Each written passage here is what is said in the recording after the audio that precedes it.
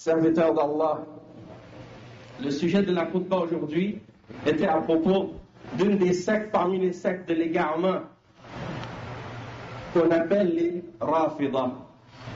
Ils aiment se faire appeler les Shia, mais la réalité c'est que leur vrai nom c'est la secte des Rafidah. Et on a mentionné à leur sujet beaucoup de choses historiques et des choses sur le plan aussi de la croyance. Bien entendu, c'est pas possible de répéter tout ce qu'on a expliqué en arabe à leur sujet. Et donc, je vais seulement mentionner certaines de leurs croyances. Et puis, Inch'Allah, après la khutbah, si vous voulez, je ferai la traduction de la khutbah au complet. En ce qui est de leurs croyances d'égarement, il faut savoir que les Shia, ce qu'on appelle les Shia, sont divisés en plusieurs sectes. Il n'y a pas une seule secte qu'on appelle les Shia. Il y a des centaines de sectes qu'on appelle Shia. Et elles ont toutes des divergences entre elles. Même certaines d'entre les sectes des Shia se déclarent mécréantes les unes les autres. Mais la plus célèbre, la plus connue, la plus répandue, c'est la secte des 12 imams, celle qu'on appelle en arabe Al-Ithna Ashariya, Al-Imamiyya. Parmi leurs croyances, ils croient que les 12 descendants, parmi les descendants de Ali radiallahu anhum, ont des attributs divins et qu'ils peuvent contrôler l'univers et les atomes de l'univers et que tout est soumis à eux. Parmi leurs principes et parmi leurs croyances également, il y a que ils insultent les Sahaba et en particulier Abu Bakr et Omar et Uthman et ils les déclarent kuffar.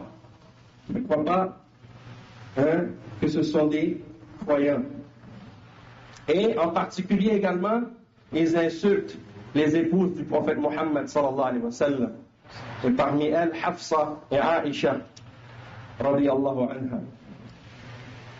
Également, parmi leurs fausses croyances, c'est qu'ils adorent les descendants de Ali radiyallahu anhu en dehors d'Allah. Et quand ils ont des malheurs ou des détresses ou des problèmes, au lieu de demander l'aide d'Allah et d'implorer Allah, ils appellent le nom de leurs imams et ils leur demandent le secours et l'aide au lieu d'invoquer Allah seul.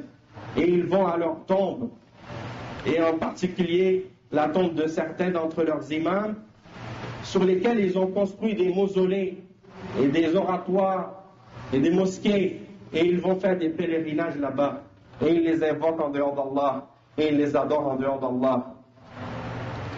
Également, ils se détournent complètement du Coran et de la Sunna, puisqu'ils croient que le Coran que nous possédons a été falsifié. Et ils n'acceptent rien de la Sunna, puisque, étant donné qu'ils ont déclaré les Sahaba mécréants, eh bien, ceux qui nous ont transmis les hadiths du prophète Mohammed sallallahu alayhi wa sallam, les premiers dans la chaîne de transmission de ces hadiths sont les Sahaba. Donc, si tu les déclares mécréants, eh bien, automatiquement, tu ne peux pas accepter aucun des hadiths. Et donc, c'est pour ça qu'ils rejettent le Coran et la Sunna. Et ils prennent leur religion uniquement de ceux qu'ils prétendent être leurs imams. Également, parmi les principes de leur croyance, il y a ce qu'on appelle At-Taqiyya. Et At-Taqiyya, c'est un principe qu'ils ont inventé qui dit que tu as le droit de mentir et de montrer le contraire de ta croyance aux musulmans qui font partie des gens de la Sunna et aux sunnis. Donc si tu es avec des sunnis, tu peux leur mentir et leur faire croire que tu es d'accord avec eux et qu'ils sont acceptés et que tu les acceptes et que tu es d'accord avec eux. Mais dans leur cœur, ils sont contre cette idée-là et ils le rejettent. Mais c'est un principe qu'ils appellent at-taqiyya.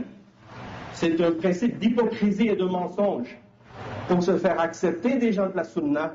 Et puis après, ils utilisent cette méthode et ce moyen pour attirer les gens vers la religion des Shia.